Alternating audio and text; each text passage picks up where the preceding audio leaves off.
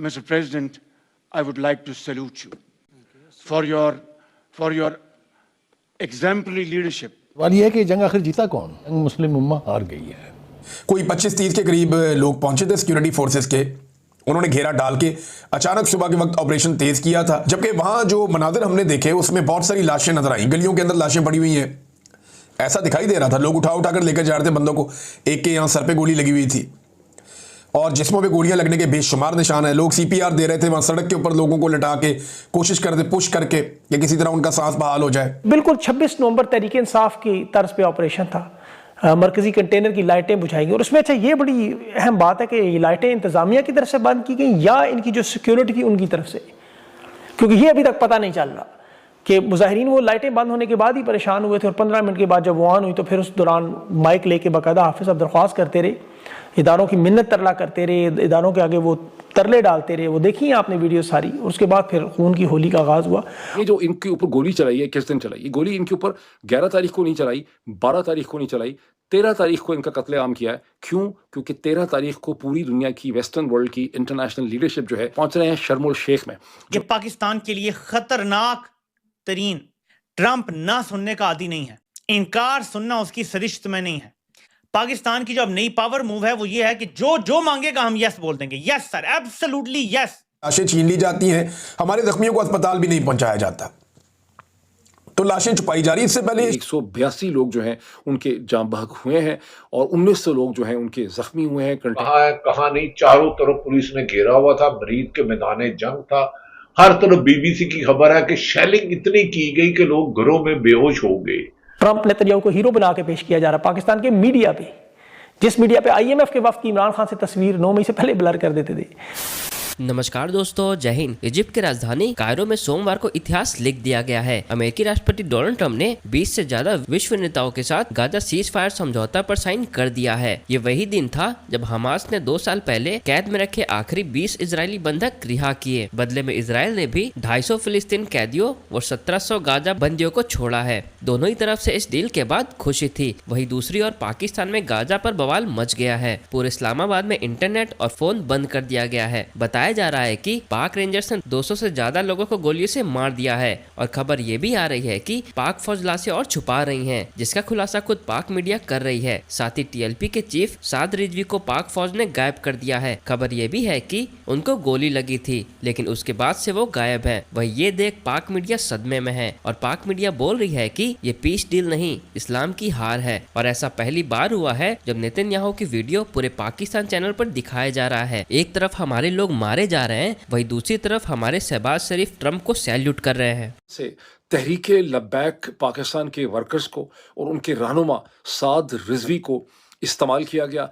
जिस बेरहमी से, सफाकियत से, जिस बेदर्दी से, जिस बेहिसी से पंजाब पुलिस ने और रेंजर्स ने उन्हें मुरीदके के करीब ट्रीट किया, अंधाधुन फायरिंग की, जिसके नतीजे में अपेरेंटली बज़ाहिरन लगता है कि दर्जनों लोग जो हैं वो हलाक हुए हैं, पुलिस वाले भी उसमें जाम बहक हुए हैं। तहरीक लबैक पाकिस्तान के अपने सोर्सेज हैं और जो सोशल मीडिया पे लोग हैं, तहरीक लबैक पाकिस्तान का दावा तो यह है कि 182 लोग जो हैं उनके जाम बहक हुए हैं और 1900 लोग जो हैं उनके ज़ख्मी हुए हैं। कंटेनर्स को पुलिस और रेंजर्स ने आग लगा दी है। एक तरफ से पुलिस ने हमला किया, एक तरफ से रेंजर्स ने हमला किया। जब ये इल्ज़ाम लगा कि रात को 11 बजे के बाद मरने वालों को, गिरने वालों की जो लाशें थीं उन्हें मुख्तलिफ गाड़ियाँ वहाँ से उठा के ले गईं और उसके लिए ट्रक पहले से हायर किए गए थे।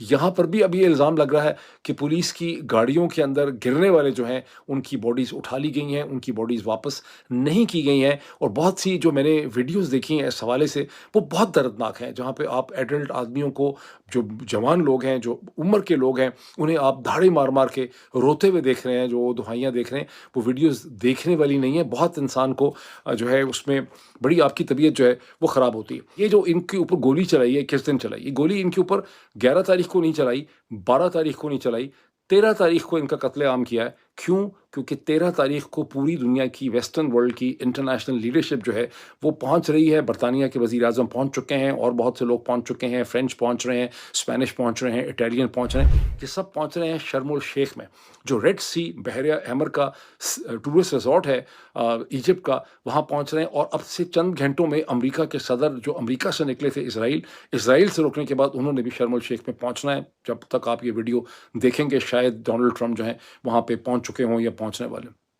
एक ऐसे वक्त में जब पूरी दुनिया की लीडरशिप वहाँ पर हमास और इजराइल के दरमियान होने वाले पीस अकॉर्ड को अफर्म कर रही है, उसे साइन कर रही है, उसे सेलिब्रेट कर रही है और डोनाल्ड ट्रंप उसको अपनी बहुत बड़ी फतह के तौर पे देख रहे हैं। एंड उस वक्त पे जब आप इंटरनेशनल खबरें और अखबार उठाते हैं तो पाकिस्तान के हवाले से आपको खबर मिलती है कि वहाँ एक बड़ा स्ट्रॉन्ग रिलीजियस मिलिटेंट ग्रुप है, वो सड़कों पर निकल आया है। उसका रास्ता रोकने के लिए पुलिस को गोली चलानी पड़ गई है। मुतादिद लोग जो हैं हलाक हो गए हैं, जाम भाग हो गए हैं, पुलिस वाले भी हो गए हैं, तबाही मच गई है, गाड़ियाँ जल रही हैं, कंटेनर्स को आग लगी हुई है। पूरा का पूरा पंजाब जो सबसे बड़ा प्रोविंस है वो मुसीबत में।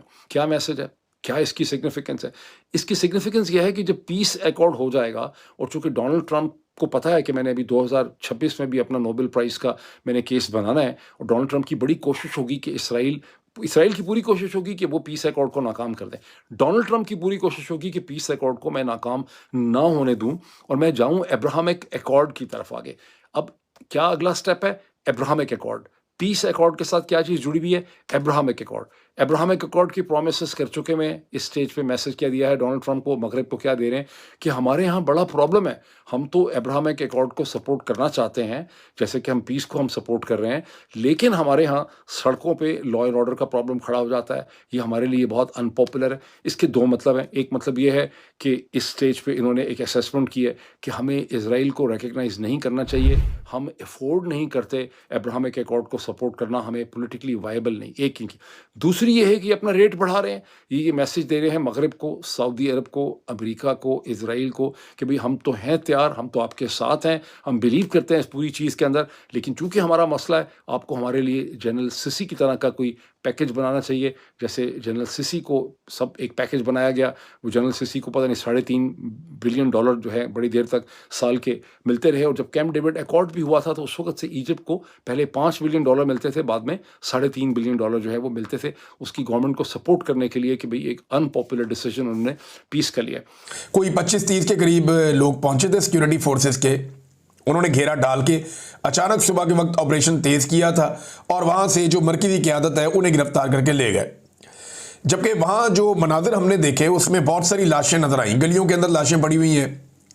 ऐसा दिखाई दे रहा था लोग उठा उठा कर लेकर जा रहे थे बंदों को।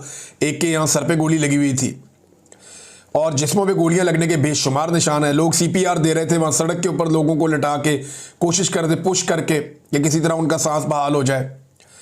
और ये आवाज़ें हमने कई दफ़ा सुनी कि मेरा भाई मर गया, ये बंदा भी मर गया, वो बंदा भी मर गया। इस तरह ये बातें लोग कर रहे थे। सड़क के ऊपर जब पुलिस वाले मौजूद थे तो 6-7 लाशें तो उस वक्त वहां पड़ी हुई थी। तो ऐसा नहीं है कि हुकूमत कहे कि 3 लोग जांबाक हुए हैं सारे मामले में तहरीक लब्बैक के, ये भी गलत है, ये अदाद-ओ-शुमार भी गलत है।